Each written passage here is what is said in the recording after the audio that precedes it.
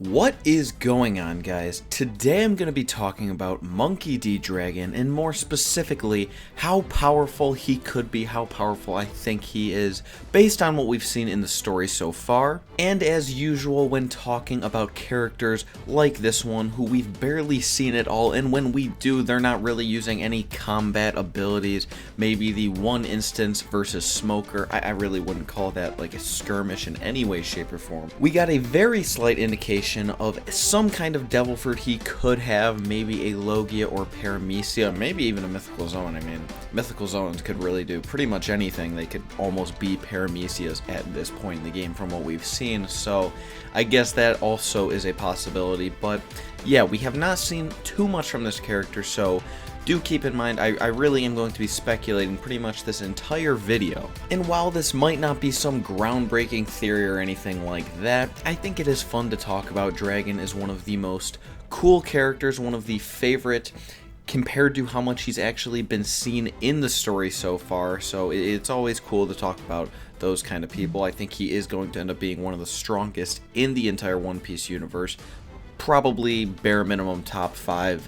So yeah, let's get into this shit. So I suppose the first thing that should be talked about is what I was just saying a second ago, the very small interaction he had with Smoker, since chronologically I guess that does make sense. That is the first thing we had seen from him, and it is the only real display of him using any actual potential abilities. So in case you don't remember exactly what happened, let me just break it down quickly for you. Pretty much, Smoker was holding down Luffy, about to come down on him with his weapon hard, and Dragon stops him with his hand, drops a cool little line, and then boom, out of nowhere, the rain stops, and a giant gust of wind comes down from the clouds.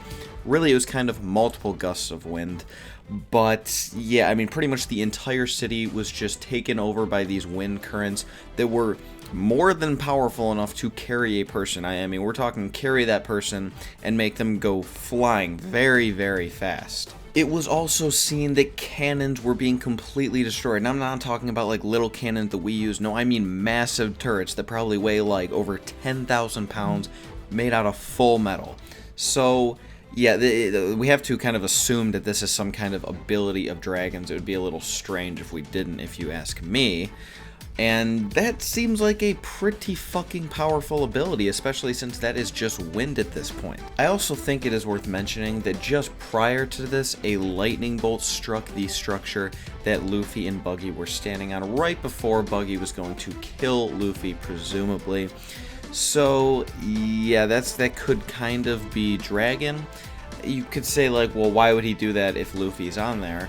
I mean, I don't think it's too far-fetched to think that, you know, Luffy's rubber. I think that Dragon would have a little bit of an information network at this point, considering he's the leader of the Revolutionary Army. And pretty much, if you didn't get what I was saying there, I was kind of just, you know, giving the idea that maybe Dragon was also responsible for that lightning bolt. Not just could he have a wind Logia, as a lot of people like to think, but he could either have like a storm Logia or Paramecia, something related to weather, storm, something like that. So yeah, pretty much to wrap up the Dragon versus Smoker situation, we kind of have some indication that he might have a devil fruit, pretty much has to have a devil fruit of some sort. I can't imagine there's anything else going on there.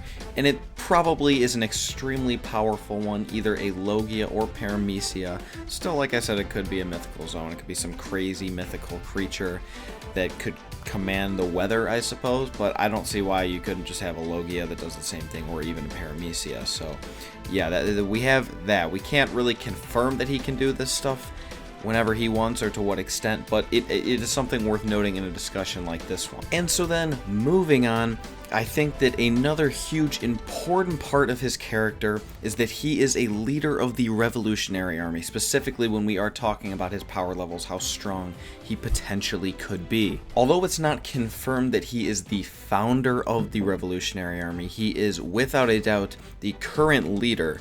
And this is pretty much one of the big factions of the One Piece world. You have the Yonko, the Warlords, the government, the Worst Generation, and the Revolutionary Army. Now, I'm not gonna say, and I'm I'm definitely not going to say, actually, that they are anywhere, like, equal in power, all 5 of these factions, but they are definitely stronger than any, like, smaller faction below them. I think it pretty much goes without saying, for the most part, if any of these factions came together, they could single-handedly destroy any island that was not being guarded by another faction here. So, they're all extremely powerful. They all have a pretty pivotal role, I suppose, in changing the world, specifically the Worst Generation, really. They even mentioned that every time something world-changing happens, a member of the Worst Generation is there. But they definitely all have the power to do so. So with that being said, we have to consider that this guy is going to be a complete animal just by being the leader of one of these factions. I think that that is a little weird way of putting it, only because specific 2 of these factions actually don't really have a leader. You could argue that either Luffy or Kid are the leader of the Worst Generation, but I don't think that makes any sense in any way, shape, or form.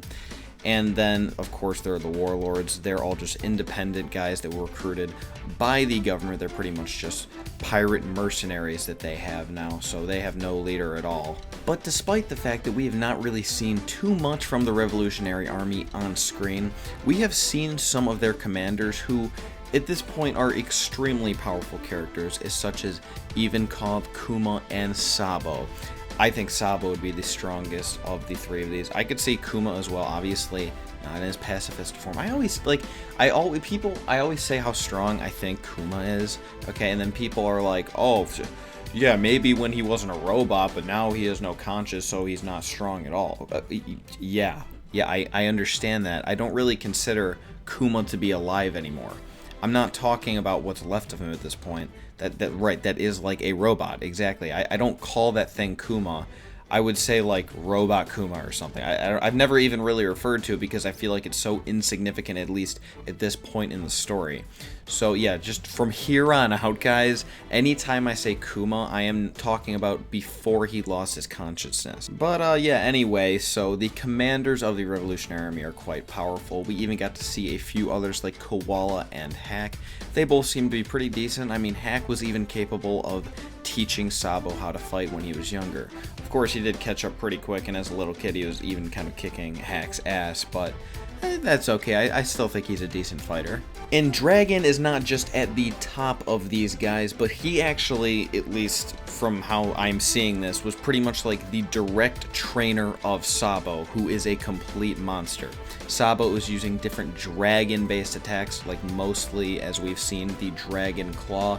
I really like that. I think it's a cool ability. I have to imagine that it was at least inspired by Dragon, or Dragon maybe taught it to him. Maybe he's also capable of using this technique. And it makes sense anyway that he kind of would take Sabo as like an apprentice of some sort because of the way that he treated him when he first found him after he was supposed to be dead. I think that he really took a liking to him and saw a lot of potential, and maybe he's like, yeah, I'm gonna turn this guy into a fucking animal, and look where he is now. And another important thing to know about the Revolutionary Army is pretty much in the One Piece world, okay, there is one real governmental system. Sure, every country usually has like a king or something of that sort, and they kind of deal with their own island, but at the end of the day, they are just more like a governor of a state. I'm going to use the United States as an example here. They're like the governor of a state, which is their island, and then there's the world government. That is like the United States, the United Islands, right? That's the world government. Everyone comes together to the reverie every once in a while. That's what the world government is. Even as Spandam says all the way back in Enies Lobby, it is the world. When they're like trying to fight the world, they're trying to take Robin back, he says, you're fighting against the world here. So pretty much it is the world. And with that, you can pretty much assume that it takes everyone that is not either a pirate or, I guess, a member of the Revolutionary Army and just puts them all together, meaning it's going to have a large pool of people to take and get extremely powerful ones, such as the admirals, the same way that both Green Bull and Fujitora were drafted into the military. So you have this super mega ultra powerful organization that pretty much runs the entire world and has just a massive pool of people to take from. And then you have the Revolutionary Army, whose sole purpose is to fight against this government. I think that it goes without saying that an organization of this type must have some serious balls and probably a considerable amount of military power. And Dragon happens to be at the very top of said organization. So yeah, I think that guy's gotta be pretty goddamn powerful. And lastly, something I wasn't even going to mention, but I think it is important to talk about at least for a moment, the fact that he is supposedly the most wanted man in the world, which I think implies that he most likely has the highest bounty. I cannot see a world where he is considered the quote-unquote most wanted man in the world, and that doesn't mean he has the highest bounty. Like, if someone has a higher bounty than him, then they're the most wanted man in the world, or woman, I suppose. But Big Mom has, there's no way. Like, there's no way that she has a higher bounty than pretty much any of the other Yonkos, so no.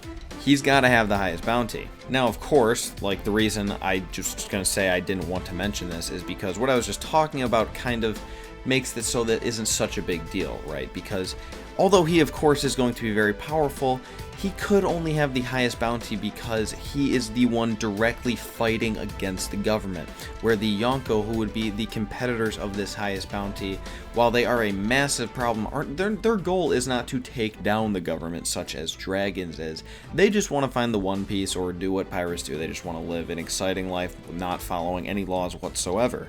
And Dragon, on the other hand, while he does like to live freely, is also directly opposing and trying to destroy the world government. And while I do agree that that definitely is one of the deciding factors there, I think that is extremely important and could even put him significantly at a higher bounty than the Yonkos, I still think that he has to be extremely powerful to be the most wanted man in the world.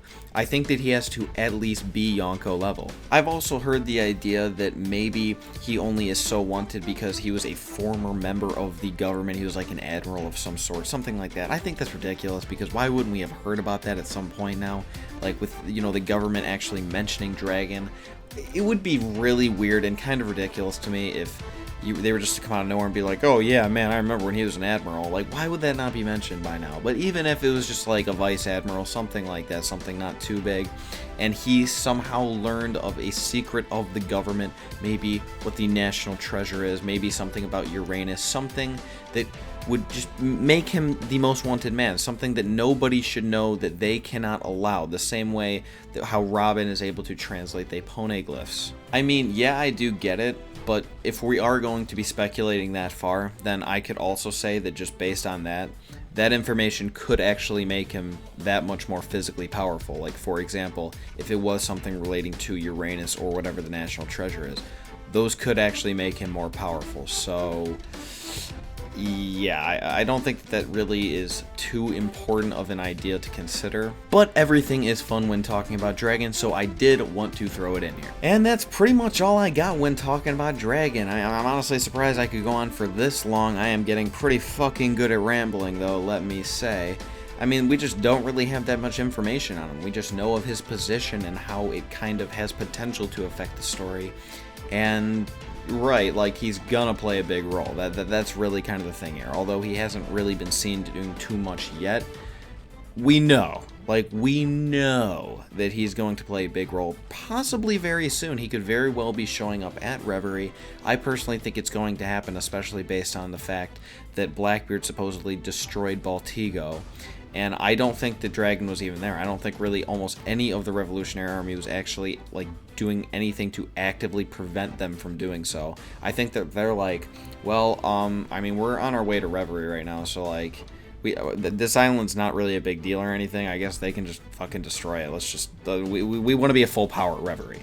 So they just sent it, right? Hopefully he does appear there, because I think a lot of people, just like myself, really cannot wait any longer to see what this mastermind, this super villain character is going to be capable of in the future. If you enjoyed this video, remember to give it a thumbs up and subscribe if you haven't already. Remember to leave me a comment letting me know what you thought about this video, if you enjoyed it, you thought it was stupid, whatever you think, ideas for future videos, all that good stuff. I hope you guys have an excellent day, and I'll talk to you on Friday.